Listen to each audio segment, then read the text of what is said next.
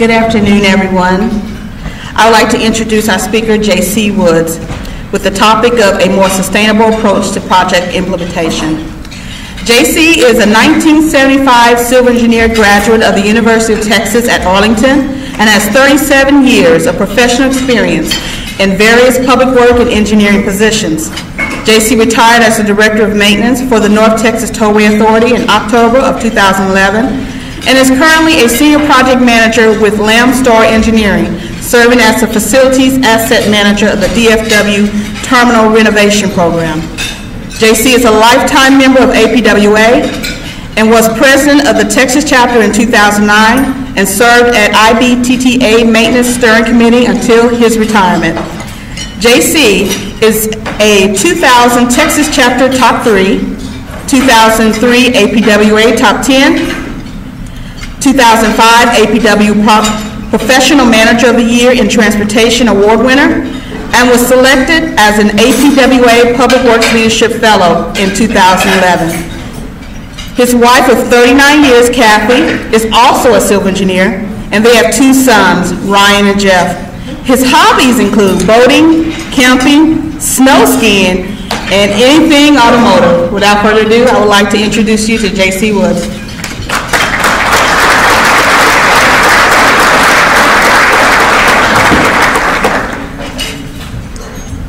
Thank you very much. It's certainly my pleasure to be here this afternoon. I don't know if you noticed, but they fired me from picking raffle tickets after I picked 2 losers in a row. So I guess it's harder than it looks. It's a pleasure to be here this afternoon again. And Edward was talking a little bit about my career. I'd just like to say I've been very blessed to have been able to work with a lot of good people in a lot of good organizations in a lot of different capacities. I've worked in design, I've worked in construction, I've worked in maintenance. I've been a TxDOT summer help for like 4 years. Anybody in the audience been a TxDOT summer help? It's kind of a low life form, is it not? I've been a design engineer, I've been a construction engineer, I've been a city engineer, which is one part of my career. Planning and zoning meetings, not so much. Didn't like those all that much, I must say. I've been a Director of Public Works, I've been a Director of Maintenance a couple of times, so I've worked around the project implementation process. And just for clarity, when I use the word project in my presentation, I'm speaking specifically of a public infrastructure project. It's great to be here today. I didn't know civil engineers were so attractive. I wish you could see yourself. Y'all look really, really good. So again, I'm happy to be here. An overview of what we're going to be talking about today. My goal today is to hopefully get you thinking. I'm going to go over some things that kind of at a high level that are based upon my personal experiences. Again, I hope to get you to thinking. I'm going to talk a little bit about sustainability. Anybody in the audience feel like they don't have a clue what sustainability is? I know I certainly have felt that way. I'm going to talk a little bit about a traditional life cycle of a project. We're going to talk about ribbon cuttings and grand openings, and perhaps they're overrated. I don't know. We're going to talk about maybe a more sustainable approach to a project life cycle. Talk a little bit about maintenance and operations and asset management. Summarize and then end with questions. First started hearing about sustainability, what, about, I don't know, 6-8 years ago? What do y'all think? If you're like me, you read a lot of articles, went to a lot of seminars, and I kept thinking, man, I have never heard anybody tell me what sustainability is. You know, I'd go to a presentation and it sounded like it was a green building.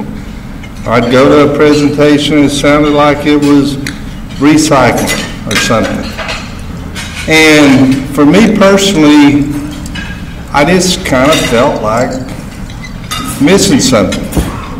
So I developed my own definition of sustainability.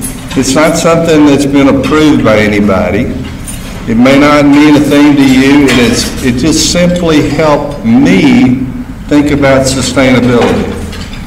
If you look up sustain or sustainability, it means the ability to be sustained. Okay? Means supported or upheld or confirmed. Those are some of the definitions. We're all familiar with a typical life cycle cost definition, and that typically is the cost of planning, design, construction, and operation and maintenance. Everybody familiar with that? For me, sustainability was taking that kind of well understood definition, and I use the word discipline. Always having the discipline to include the environmental cost or impact of the decision or issue that we're contemplating, and also the customer impact or cost. And what I'm getting at there is the most sustainable solution, in my opinion, is the best balance of all of those issues. Trying to find that sweet spot, that sweet spot between all of those issues. Don't know if that helps. If it does, use it. If it doesn't, discard it.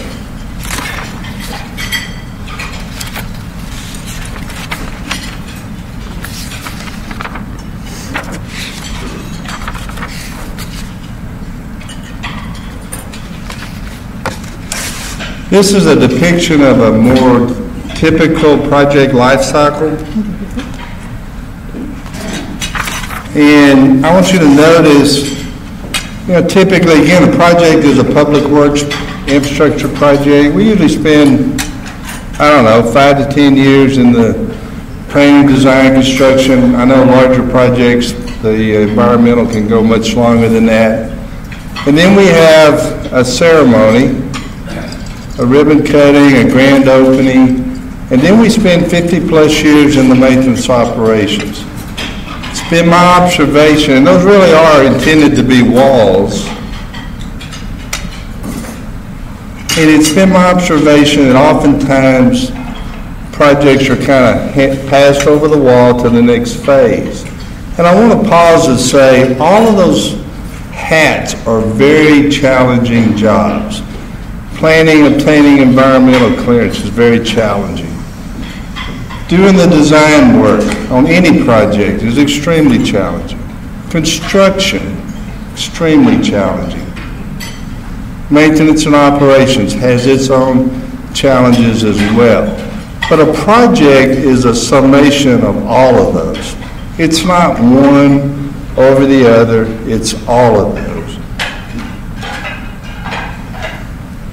Also, I want to point out that everybody's passing the baton until you get to the end. And in the maintenance and operation phase, there's no one to pass the baton to. And that provides a perspective that I'm going to talk later about that I think can be very valuable. I want you to ask yourself if you experienced something similar to this. Perhaps. There are exceptions, but this has been kind of a general observation. Ribbon cuttings and grand openings. Awesome. Very important. Anybody know a mayor that doesn't like a ribbon cutting? They're very, very important because they are a celebration. Very important. They're an important milestone. And they're great fun, and we need to have those in our projects. But I want you to consider, is reaching the ribbon cutting or the grand opening maybe given too much importance in some of our processes that we've used to develop a project? Because there's still a long time to go after that ribbon cutting or that grand opening, and that's when the customer is going to be using the asset. And so have we adequately accounted and considered for that in our processes? To give you an example of one of the things I've observed. Again, this is my observations, and I'm sure there are exceptions, but a typical definition that I've observed of value engineering is a change that occurs during design or construction prior to the ribbon cutting that, quote, saves money. And these cost savings are typically shared, which is fine, no problem with that. And the long-term impact or cost of the decision, in my observation, is not always adequately considered. Kind of acts like the owner gives the project to somebody else at the ribbon cutting. Most of the time, they don't. Most of the time, you got 50 plus years after the ribbon cutting. But our process tends to not give that as much consideration as perhaps it should. So therefore, value typically means cheaper during design and construction. That'd be swell if we gave the project to somebody else. We typically don't. I ask you, is that valid? And is that sustainable to continue with that kind of approach? To me, a more valid definition of value would be one that finds that best balance of all the costs. And then it's that provides true value. Project goals. Again, I'm old, I can say what I want to say. There's only two, in my opinion. Lowest total cost over the life of the asset. And total cost means that's sustainable cost.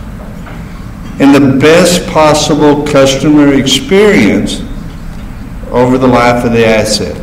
Most of my experience has been with roadways. If you go and rehab a road, does it have a customer impact? How about in Dallas-Fort Worth? Are we giving that sufficient weight up front? Are there environmental impacts of those rehabilitation projects?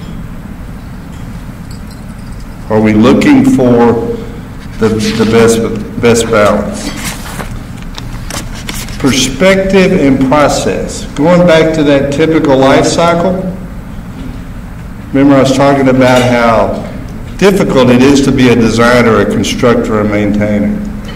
It's also very difficult when you're in those roles and you have budgets to meet and deadlines to meet, to think about the project more holistically. But that perspective is very, very important. It's difficult when you're a designer to think about the constructor and the maintainer and the end customer, and to give it as much weight as perhaps you should. I would suggest to you that a goal should be to work toward a more holistic approach, where we're trying to get everybody's perspective and not only get it, but include it in the decision-making process. Again, searching for that sweet spot. Process, very important. I believe in my career I have observed the force that process has. I believe I have observed it causing competent, highly skilled, very professional people to make questionable decisions because of the process. The process maybe didn't have valid definitions or as valid as they should be, in my observation. So perspective and process is very, very important to that overall goal of finding the lowest total cost and the best experience for the customer. Give you an example from my days at the NTTA.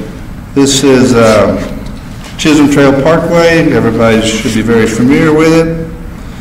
And you know, one of the things that was maybe an unintended outcome of the 52-year agreement was that it put the total cost of a project up front and center with the decision makers, maybe perhaps for first time, if not first time, a very rare time. Because in the case of the NTTA, for example, we had to reach an agreement on the total costs and responsibilities of the project for over 52 years. And that certainly included all of the O&M.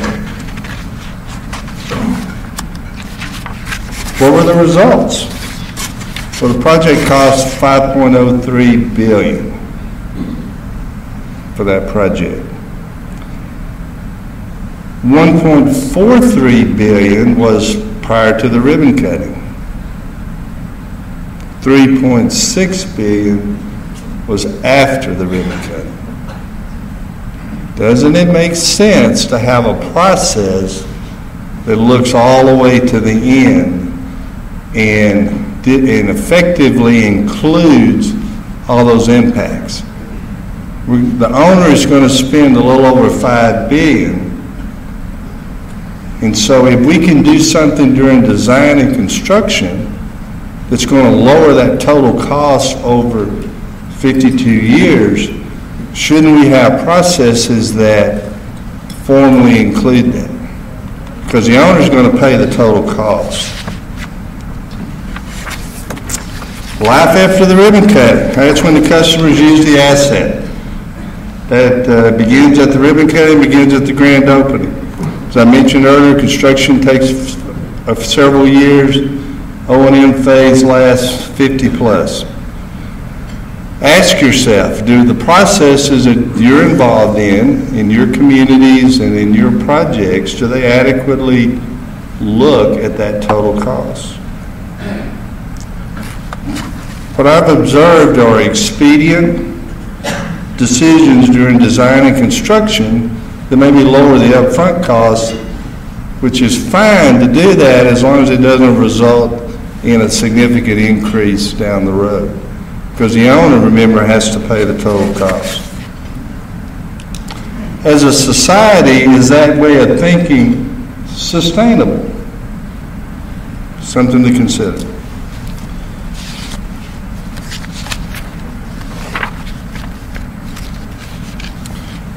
When we have that ribbon cutting, again, they're great fun. I'm personally a big fan of ribbon cutting. But did we have a valid process? Did we have valid goals for the project? Were we true to those project goals? And again, in my opinion, it's just two. Did we lower the total cost? Did we create the best possible experience? A sustainable cost methodology would be one that formally considers all of those impacts and costs. It's a beginning to end, and the end is not at the ribbon cutting, even though sometimes we act like it is. Here's a reminder of that traditional project life cycle. And again, I just want to point out the walls and the relative magnitudes of the time. And remember my Chisholm Trail example.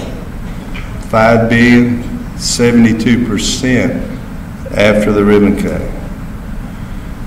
Perhaps we should consider something that's a little more like this, where our processes formally require interaction, feedback, response at all phases of the project development.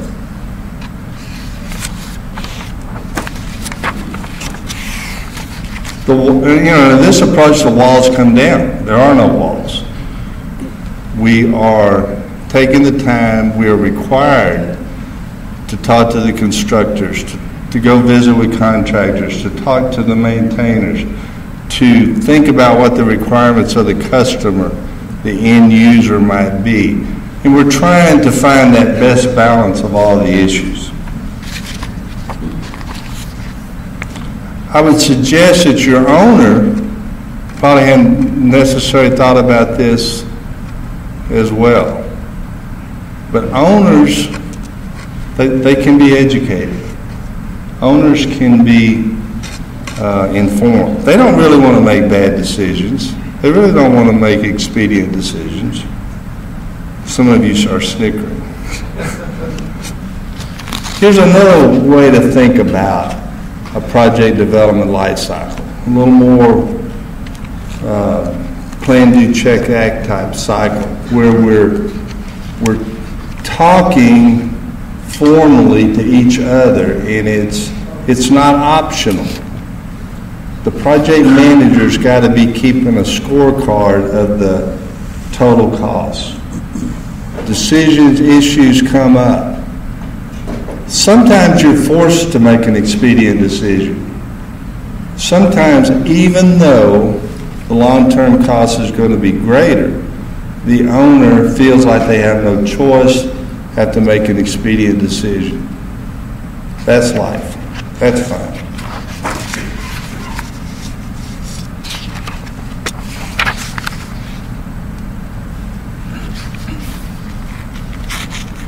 I would submit to you that a sustainable project is one that is valid from beginning to end, that the planning, design, construction, maintenance, and operations, environmental and customer impact costs have been considered, and there's continuous communication and feedback throughout the process. Maintenance and operations should be formally included in the planning, design, and construction. And not every owner has a maintenance operation that is equipped to do that currently. For one thing, they're probably not accustomed to being asked for feedback that much. They may need training, they may need an infusion of expertise, technical expertise, engineers, architects, etc., may need to be added to the maintenance function to increase the capabilities of that function. But you begin to recognize that once you begin to be more valid in the process that you're using, where the feedback is not optional, it's a requirement.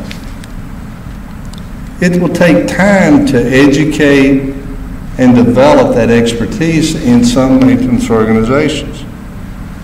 I would submit to you that their perspective is very valuable, because all of the ideas, concepts, decisions, thoughts that occurred during design and construction, they're real when they get to M&O. It's no more theoretical. It's no more, I wonder if that will work, or I wonder how that will work. None of that makes it all the way through to the end. By the time you get to the end, it's real. And so that perspective can be very valuable to make better decisions, to inform better decisions early on.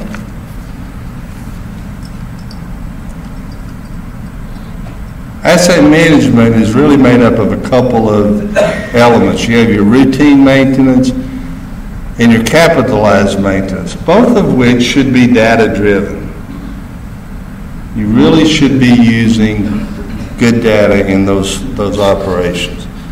Service delivery for routine maintenance, you probably have heard or maybe even participated in the debate. Should it be contracted? Should it be done in-house? In my experience, that you should do both and use that to increase the competition. Features of service delivery, there should be clear accountability. And what I mean by that is if anyone is in a facility, a building, out on a roadway, and they discover maintenance or repair that needs to be done that hasn't been done yet, it should be easy to determine who's responsible. And if it's not easy, your accountability is not as clear as it should be. I believe in scorekeeping should be an integral part. Capitalized maintenance, again, you're looking for the lowest life cycle cost, the best possible customer experience. Personally, I think as a society, as a community, we need to be advocating for the modified approach to GASB 34 because that's where you use real data on the condition of your assets. The policymakers are required to make a decision on what level they want to maintain their assets. That facilitates then the funding questions that come up on an annual basis, et cetera.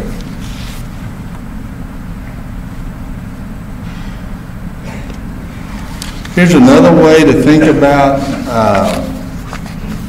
improvement. I want to go back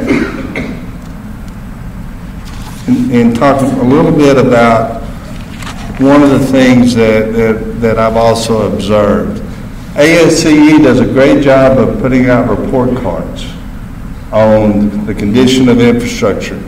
Just this latest newsletter talked about the New Mexico. And what's the general theme in our country?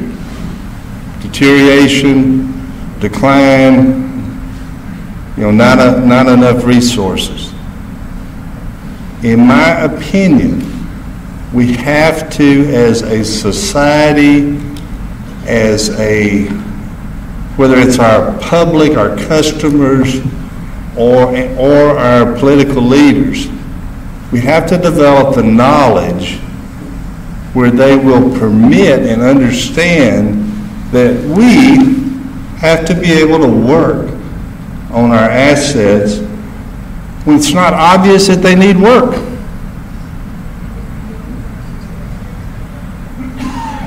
Think about that city council member. They have to be equipped when they get that call. Why are you working on Fred Street over here? It looks in great shape. My street's falling apart. They need to be educated as to why that's a smart thing to do. I'm going to repeat that. As a society, we're not going to have good report cards until we educate our community to a point that they understand that we have to be able to work on the asset when it's not obvious that it needs work. If it's obvious it needs work, too late. It's too late to save any money. Agree with that? It takes discipline. Keep hitting that, I apologize. It takes discipline, knowledge, education to be able to get to that point. I answered the phone for many years in public works. I think it's doable.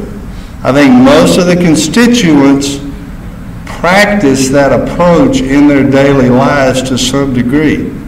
There's going to be some that are never going to get it, but the majority do. The majority change their oil on some kind of cycle in their car. They don't wait till the oil light comes on. They get it, it can be explained to them. Get off my soapbox. Before I get off my soapbox, think about this. the amount of the assets is fixed. We have so many, for the most part, we're not adding that much more new infrastructure. The choice we have is how much money we spend per unit, whether that's a lane mile of road or a square foot of a building. Only thing we have real choice on is how much money we spend per unit. We can spend $1 per mile, for example, or we can spend $1,000 per mile. You spend $1 when it's not obvious it needs to be worked on. You're going to spend $1,000 when it becomes obvious. As long as we're spending $1,000 and not the $1, we're not going to have enough money. Simple as that. Here's another way to kind of think about and summarize how your maintenance function can inform. Notice over on the left, you got conditional inspections, you got special inspections or studies, you got an operational review of plans and specifications. This is where our process requires the maintainers to provide feedback. From that, you develop long and short-term asset plans. When are you going to do your overlays, etc. In the development of the, you work on the development of needed projects for your capitalized program, etc. But maybe more importantly is at the end, you begin to inform changes to plan notes, details, specifications, procedures, etc. Summary, what you've all been waiting on. Sustainability, I gave you my definition. Total cost, planning, design, construction, maintenance, environmental, customer. Best balance of all of those, most sustainable. The act-like mentality. Too many times our processes, our owners, act like they give the project to somebody else at the ribbon cutting. I submit to you that they don't. Project goals, I think there are two. Lowest total cost, best experience, the importance of perspective and feedback. Perhaps in your careers you'll be able to work in all of those different steps and things become clear. It's easier to see how things look like from different perspectives. Process, very important. Needs to be valid, needs to be tied back to the project goals.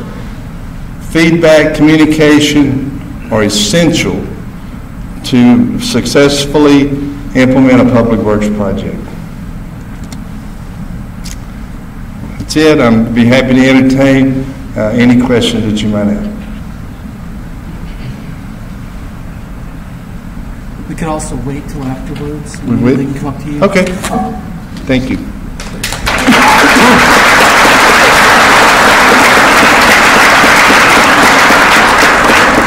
We want to thank J.C. Woods for coming and sharing your knowledge with us. We do have a small gift for you. I'm sure you have a lot of portfolios, but now you have an ASCE one since you are a lifetime member. So please enjoy. All right. Thank you so much. Thank you very much. I appreciate it.